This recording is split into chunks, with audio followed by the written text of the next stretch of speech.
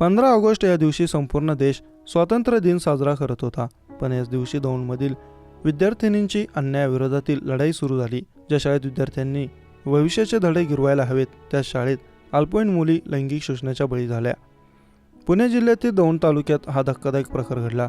शाळेतील मुलींना अश्लील व्हिडिओ दाखवत शिक्षकाने विद्यार्थिनींना धमकावलं आणि त्यांचं लैंगिक शोषण केलं. जवळपास 7 ते 8 विद्यार्थिनींवर या शिक्षकाने अत्याचार केल्याचं समोर आलं. बापूराव धुमाळ असं या शिक्षकाचं नाव असून या आरोपी शिक्षकाला आता अटक झाली आहे. पोलीस या प्रकरणातील पुढील तपास करतायत. पुणे जिल्ह्यातील दौंड तालुक्यातील मळद या गावात हा धक्कादायक प्रकार घडला. मळदच्या नवीन माध्यमिक विद्यालयात शिक्षकाने 7 ते 8 विद्यार्थिनींचं लैंगिक शोषण केलं.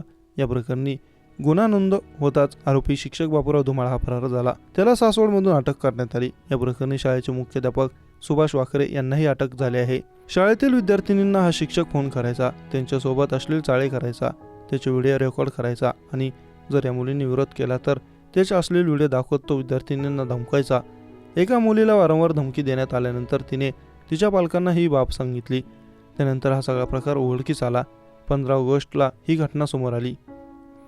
पीडित मुलीचे पालक आणि इतर गावकऱ्यांनी नवीन माध्यमिक विद्यालयाचे मुख्याध्यापक सुभाष वाखरे यांना या सगळा प्रकार सांगितला.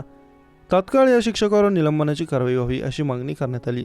मुख्याध्यापक वाखरे हा सगळा प्रकार ऐकल्यानंतर आपण संचालक मंडळाशी बोलून निर्णय घेऊयात असं सांगितलं. मात्र वारंवार पाठपुरावा करूनही संचालक मंडळ आणि मुख्याध्यापकांनी याबाबत ठोस पाऊल उचललं नसल्यामुळे गावकऱ्यांनी पोलिसात तक्रार दिली. यानंतर कारवाईला टाळाटाळ केल्याप्रकरणी मुख्याध्यापकांना अटक झाली. आरोपी शिक्षक मात्र या दरम्यान फरार होता. पण 8 दिवसानंतर पुण्यातील सासवडमधून त्याला देखील अटक करण्यात आली आहे.